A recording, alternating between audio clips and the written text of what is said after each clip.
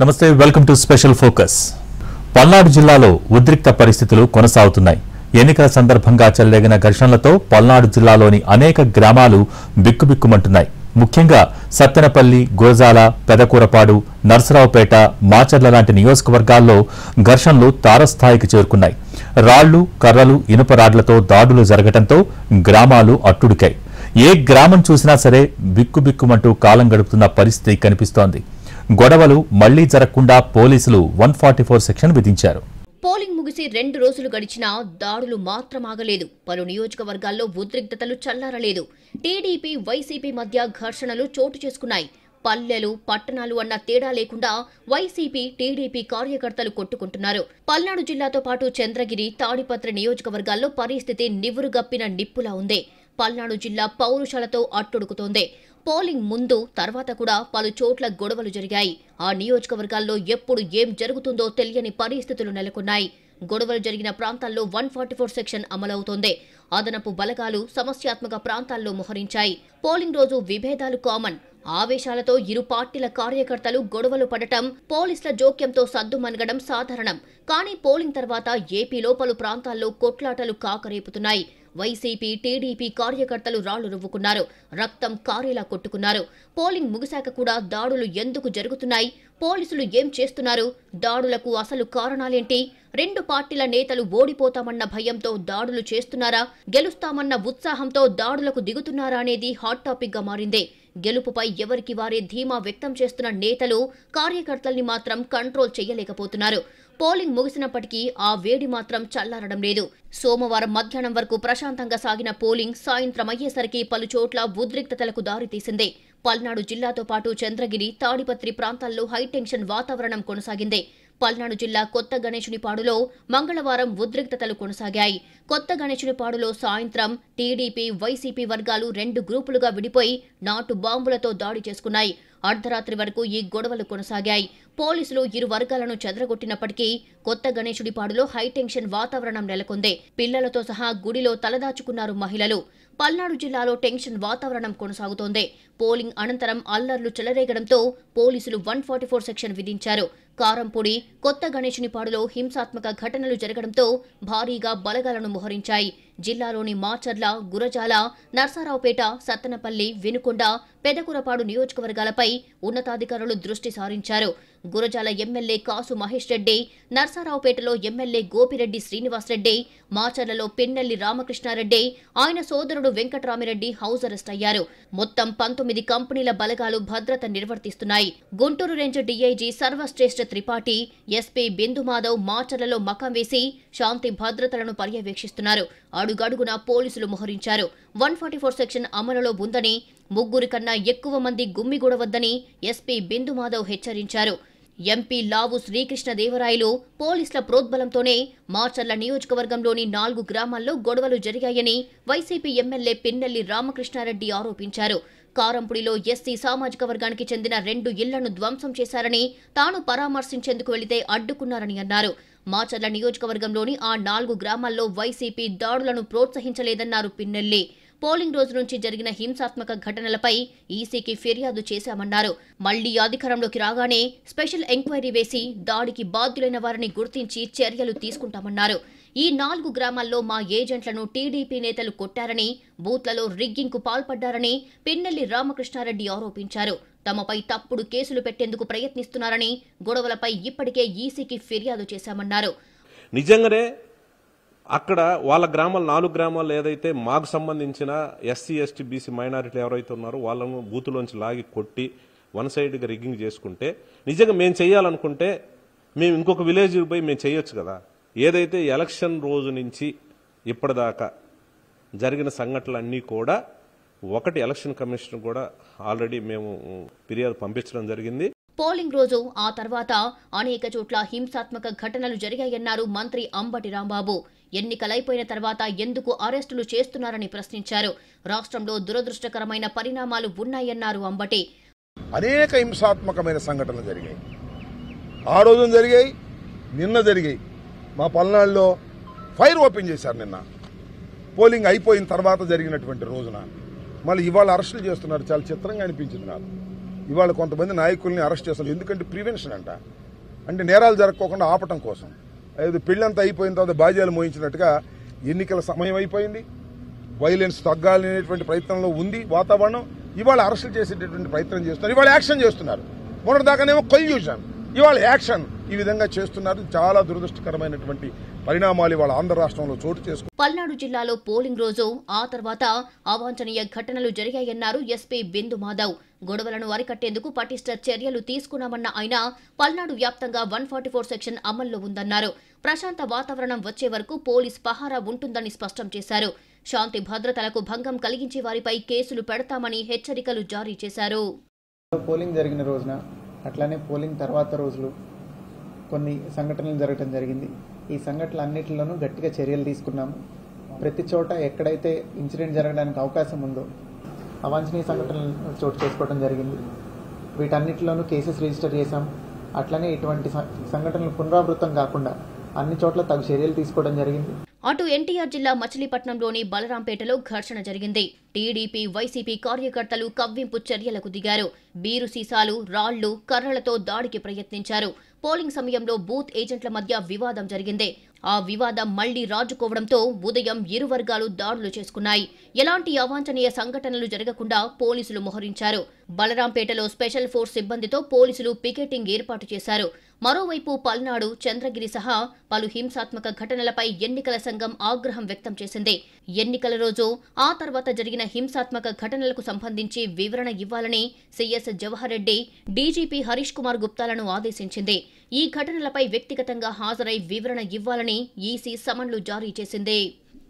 తాడిపత్రి పట్టణంలో ఘర్షణలు అదుపులోకొచ్చాయి. ఎమ్మెల్యే పెద్దారెడ్డి, మాజీ ఎమ్మెల్యే జేసీ ప్రభాకర్ రెడ్డి వర్గాల మధ్య మొదలైన గొడవలు చల్లారాయి. పోలింగ్ సమయంలో పట్టణంలోని ఓ పోలింగ్ బూత్ వద్ద తలెత్తిన చిన్నపాటి వివాదం విధ్వంసంకి కారణమైంది. టపాసులు కాలుస్తూ ఒకరిపై ఒకరు కవ్వింపు చర్యలకు దిగటం, పరస్పరం రాళ్ల దాడులతో తాడిపత్రి పట్టణం యుద్ధ వాతావరణాన్ని తలపించింది. చేతికి అందిన కాడికి రాళ్లు, బండలు, కర్రలతో విచ్చలవిడిగా దాడులకు తెగబడ్డారు. అల్లర్లను అదుపులోకి తీసుకురావటానికి పోలీసులు టీయర్ గ్యాస్ ప్రయోగించాల్సి వచ్చింది. వైసీపీ, టీడీపీ నేతలను సరిహద్దులు దాటించడంతో పరిస్థితి అదుపులోకొచ్చింది. తాడిపత్రి ఈ పేరు వింటేనే గుర్తుకు వచ్చేది జేసీ ప్రభాకర్ రెడ్డి, కేతిరెడ్డి పెద్దారెడ్డి. ఆధిపత్యం కోసం ఏ చిన్న అవకాశం వచ్చినా ఇద్దరూ వదులుకునే రకం కాదు. గత 5 ఏళ్లుగా సవాళ్లు, ప్రతి సవాళ్లతో వాతావరణం వేడెక్కించారు. సార్వత్రిక ఎన్నికలు రావడంతో ఇద్దరు నేతలు తమ ప్రతాపం చూపించారు. తగ్గేదే లేదంటూ బాహాబాహికి దిగారు. తాడిపత్రి పట్టణంలోని ఓం శాంతి నగర్లో పోలింగ్ సమయంలో ఏజెంట్ల మధ్య చిన్నపాటి వివాదమే అల్లర్లకు ప్రధాన కారణం. ఈ వివాదం కాస్త వైసీపీ, టీడీపీ కార్యకర్తలు రాళ్లు రువ్వుకునేదాకా వెళ్లింది. పరిస్థితిని అదుపులోకి తీసుకురావడానికి ప్రయత్నించిన పోలీసులు సైతం రాళ్ల దెబ్బలు తినాల్సి వచ్చింది. కొంత సమయం ఓపిగ్గా వ్యవహరించిన పోలీసులు చివరికి ఇరు వర్గాలను కంట్రోల్ చేయగలిగారు. ఘర్షణలతో ఎన్నికల కమిషన్ ఆదేశాలతో జేసీ ప్రభాకర్ రెడ్డి, కేతిరెడ్డి పెద్దారెడ్డిలను పోలీసులు హౌస్ అరెస్టు చేశారు. పోలింగ్ ముగిసిన తర్వాత కూడా తాడిపత్రి మండలం చింతలరాయునిపాలెంలో ఏజెంట్లుగా కూర్చున్న టీడీపీ, వైసీపీ కార్యకర్తలు గొడవ పడ్డారు. ఇదే సమయంలో అటుగా ఎమ్మెల్యే కేతిరెడ్డి పెద్దారెడ్డి రావడంతో పరిస్థితులు మారిపోయినట్లు ఆరోపణలు ఉన్నాయి. తెలుగుదేశం నేత సూర్యముని ఇంటి వద్ద మరోసారి ఇరు పార్టీలకు చెందిన కార్యకర్తలు రాళ్ల దాడికి దిగారు. పరిస్థితిని అదుపు చేయడానికి వెళ్లిన పట్టణ సీఐ మురళీకృష్ణతో పాటు స్పెషల్ కమాండెంట్ శ్రీనివాసరావుకు గాయాలయ్యాయి. ఇదే సమయంలో అక్కడికి చేరుకున్న జేసీ ప్రభాకర్ రెడ్డి తన అనుచరులతో కలిసి సూర్యమునిపై దాడి చేసిన వారిని అరెస్టు చేయాలని రోడ్డుపై బైఠాయించారు. పోలీసులు జోక్యం చేసుకుని సర్ది చెప్పడంతో జేసీ అక్కడి నుంచి వెళ్లిపోయారు. ఇక గొడవ తగ్గిందని పోలీసులు ఊపిరి పీల్చుకునేలోపే మళ్లీ గొడవ షురూ అయ్యింది. జేసీ ప్రభాకర్ రెడ్డి, కేతిరెడ్డి పెద్దారెడ్డిల ఇళ్ల మధ్యలో ఉన్న ప్రభుత్వ జూనియర్ కళాశాల వేదికగా సాయంత్రం ఇరు వర్గాల కార్యకర్తలు మరోసారి తలపడ్డారు. జూనియర్ కళాశాల భవనాలు, చుట్టుపక్కనున్న భవనాలు ఎక్కి పరస్పరం రాళ్ల దాడి చేసుకున్నారు. ఇదే సమయంలో కవ్వింపులకు పాల్పడుతూనే బాణాసంచాలు పేలుస్తూ ఒకరిపై ఒకరు విసురుకున్నారు. దీంతో కళాశాల మైదానం రణరంగాన్ని తలపించింది. పరిస్థితిని అదుపులోకి తీసుకురావడానికి గంటల పాటు పోలీసులు శ్రమించాల్సి వచ్చింది. కేంద్ర బలగాలతో పాటు బయట జిల్లాల నుంచి పోలీసు బలగాలు తాడిపత్రి పట్టణానికి రావడంతో పరిస్థితులు అదుపులోకి వచ్చాయి. అనంతపురం, కర్నూలు రేంజ్ డీఐజీలు, ఎస్పీలు తాడిపత్రి చేరుకుని అల్లర్లను అదుపులోకి తీసుకొచ్చారు. అర్ధరాత్రి తర్వాత పోలీసు యాక్షన్ ప్రారంభించారు. మొత్తం ఘటనకు ఎమ్మెల్యే పెద్దారెడ్డి, మాజీ ఎమ్మెల్యే జేసీ ప్రభాకర్ రెడ్డి కారణమని భావించిన పోలీసులు ఇద్దరిని తాడిపత్రిలో లేకుండా చేశారు. జేసీ ప్రభాకర్ రెడ్డి, పెద్దారెడ్డి ఇళ్లలో పెద్ద సంఖ్యలో ఉన్న కార్యకర్తలను అదుపులోకి తీసుకుని స్టేషన్లకు తరలించారు. పూర్తి స్థాయిలో తాడిపత్రి పట్టణాన్ని తమ ఆధీనంలోకి తీసుకున్నారు. పట్టణంలో 144 సెక్షన్ అమలు చేస్తున్నారు. ముఖ్య నేతల ఇళ్ల వద్ద భారీ స్థాయిలో పోలీసులు మోహరించారు. ఎవరైనా బయటికి వచ్చి అల్లర్లు సృష్టిస్తే తీవ్ర పరిణామాలు ఉంటాయని హెచ్చరికలు జారీ చేశారు. 144 సెక్షన్ అమల్లో ఉంది. ఎవరైనా పోలీసు వారి ఉత్తర్వులు ఉల్లంఘించి షాపులు కనుక ఓపెన్ చేసినట్లయితే చట్టరీత్యా చర్యలు తీసుకుంటాము. ప్రతి ఒక్కరూ దయచేసి పోలీసు వారికి సహకరించండి. అంటే ఎక్కువ మంది గుమిగూడు ఉండరాదు. ఎవరైనా లా అండ్ ఆర్డర్ సమస్యలు సృష్టిస్తే మాత్రం చట్టరీత్యా చర్యలు తీసుకుంటాము. అర్ధరాత్రి కార్యకర్తలను అదుపులోకి తీసుకునే సమయంలో ఎమ్మెల్యే పెద్దారెడ్డి ఇంట్లోని సీసీ కెమెరాలను ధ్వంసం చేశారని వైసీపీ నేతలు ఆరోపిస్తున్నారు. మరోవైపు బాష్పావాయువు ప్రయోగించిన సమయంలో అస్వస్థతకు గురైన జేసీ ప్రభాకర్ రెడ్డి సికింద్రాబాద్లోని ప్రైవేటు ఆసుపత్రిలో చికిత్స పొందుతున్నారు. రాళ్ల దాడిలో గాయపడిన మురళీకృష్ణ మరో వ్యక్తి ఇచ్చిన ఫిర్యాదు మేరకు కేతిరెడ్డి, పెద్దారెడ్డి, జేసీ ప్రభాకర్ రెడ్డిలతో పాటు మరికొందరిపై కేసులు నమోదయ్యాయి. దాడులకు పాల్పడిన అల్లరి మూకలను గుర్తించి అరెస్టు చేసే పనిలో పోలీసులు నిమగ్నమయ్యారు. పరిస్థితులు అదుపులోకి వచ్చినప్పటికీ ఎప్పుడు ఏం జరుగుతుందోనని భయాందోళనలో గడుపుతున్నారు. దాడులు, ప్రతిదాడులతో చంద్రగిరిలో అలజడి రేగింది. పోలింగ్ సమయంలో చోటు చేసుకున్న చిన్నపాటి గొడవ చినికి గాలివానగా మారింది. వైసీపీ నేతల కార్లు, ఓ ఇంటికి నిప్పు పెట్టారు టీడీపీ నేతలు. వైసీపీ కార్యకర్తలు ఆగ్రహంతో టీడీపీ అభ్యర్థి పులివర్తి నానిపై పద్మావతి వర్సిటీలో దాడి చేయటం కలకలం రేపింది. మీరే రెచ్చగొట్టారని ఒకరంటే, మీ వల్లే గొడవలు అంటూ మరొకరు విమర్శలు చేస్తున్నారు. దీంతో ఎప్పుడు ఏం జరుగుతోంది అనే ఆందోళన స్థానికుల్లో నెలకొంది. తిరుపతిలోని పద్మావతి మహిళా విశ్వవిద్యాలయం ఉద్రిక్తతలకు నిలయంగా మారింది. చంద్రగిరి టీడీపీ అభ్యర్థి పులివర్తి నానిపై జరిగిన దాడితో రణరంగంగా మారింది. దాడులు, ప్రతిదాడులు, వాహనాల ధ్వంసం, బైక్ దగ్ధం, గాల్లోకి కాల్పులు, లాఠీ చార్జుల వంటి ఘటనలతో ప్రశాంతతకు మారుపేరైన మహిళా వర్సిటీ ప్రాంతం అట్టుడికిపోయింది. వందలాది మంది వైసీపీ, టీడీపీ మద్దతుదారులు పరస్పరం దాడులతో గంటల పాటు వర్సిటీ పరిసరాలు రణరంగంగా మారాయి. నిన్న మధ్యాహ్నం 3:30 గంటలకు యూనివర్సిటీలోని స్ట్రాంగ్ రూమ్ల నుంచి వెనుదిరిగి వస్తున్న పులివర్తి నాని వాహనంపై వైసీపీ వర్గీయులు బీరు బాటిళ్లు, కర్రలు, ఇనుపరాడ్లు, సుత్తులతో దాడి చేశారు. వాహనాలు ధ్వంసం చేశారు. వైసీపీ కార్యకర్తల దాడిలో పులివర్తి నాని గాయపడ్డారు. గన్మెన్ గాల్లోకి కాల్పులు జరిపినా వెనక్కి తగ్గకుండా దాడులకు తెగబడ్డారు.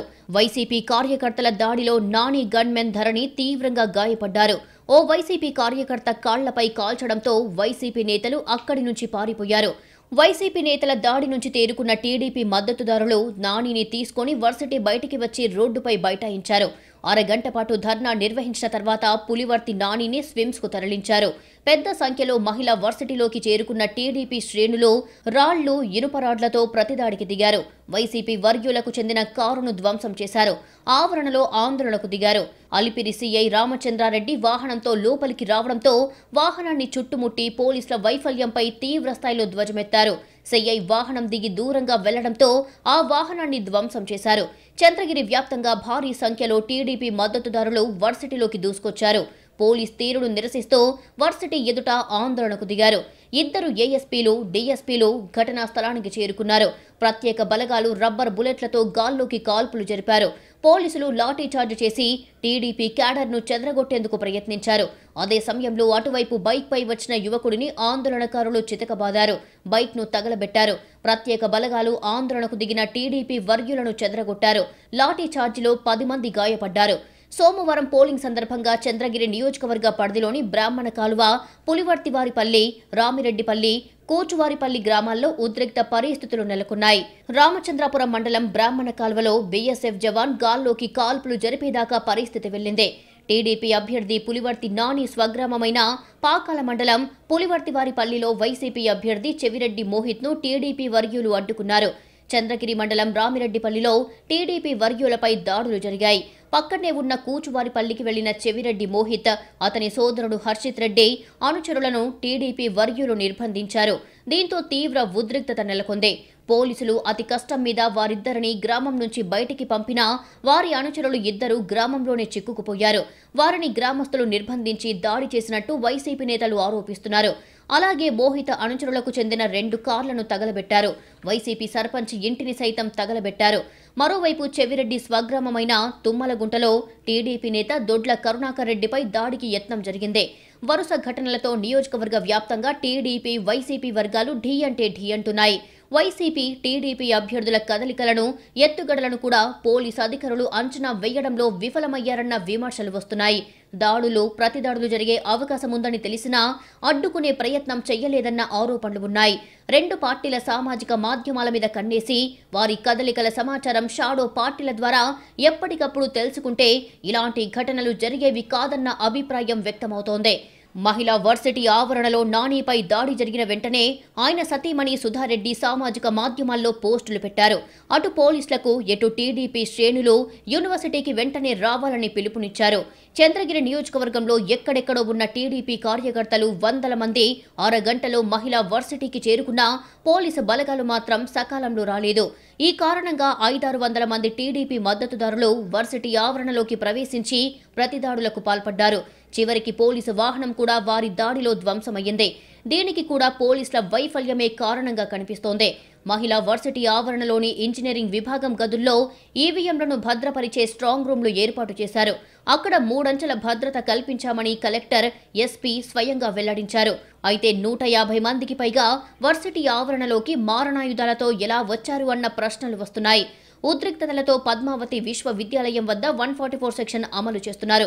దాడిలో గాయపడిన పులివర్తి నాని చికిత్స తర్వాత స్విమ్స్ నుంచి డిశ్చార్జ్ అయ్యారు. చంద్రగిరిలో ఉన్న గన్మ్యాన్ ధరణి ఇంటికి వెళ్లి ఆయన యోగక్షేమాలు అడిగి తెలుసుకున్నారు. అక్కడి నుంచి తనపల్లి క్రాస్లోని ఆయన నివాసానికి చేరుకున్నారు. దాడుల సంస్కృతి ఎమ్మెల్యే చెవిరెడ్డి భాస్కర్ రెడ్డి సంస్కృతేనన్నారు పులివర్తి నాని.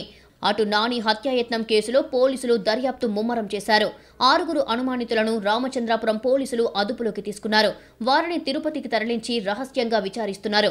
ఈ కేసులో నిందితులుగా ఉన్న జెడ్పీటీసీ సభ్యురాలి భర్త భానుప్రకాష్ రెడ్డి, నడవలూరు సర్పంచ్ గణపతిరెడ్డి కోసం పోలీసులు 4 ప్రత్యేక టీంల ద్వారా గాలిస్తున్నారు. దాడులు, ప్రతిదాడులతో చంద్రగిరి నియోజకవర్గం అట్టుడికిపోయింది. ఎప్పుడు ఎక్కడ ఏం జరుగుతుందోనని ప్రజలు భయాందోళనకు గురవుతున్నారు.